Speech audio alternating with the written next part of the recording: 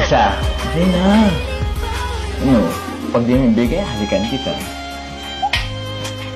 Isa. Dalawa. Ang di mo ibigay sa akin. Halikan kita. Dalawa't kalahati.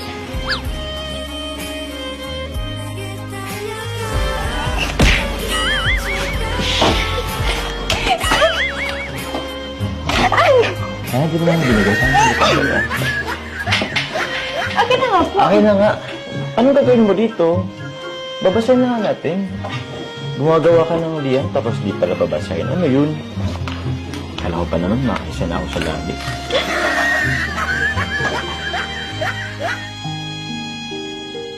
May sabi pare. Sa dami ng gusto kong sabihin, hindi ko na alam kung paano sisimulan. Kulang naman ang salitang thank you lang. Gusto ko lang sabihin sa'yo na sobrang thankful kay Lord kasi nakilala kita. Ang simpleng puto vendor na kagaya ko ay nailagtin sa'yo. Sorry kasi may mga times na binabaliwala kita. Alam mo naman ang rason. Ayaw kong mapol sa'yo kasi alam kong love team lang ito.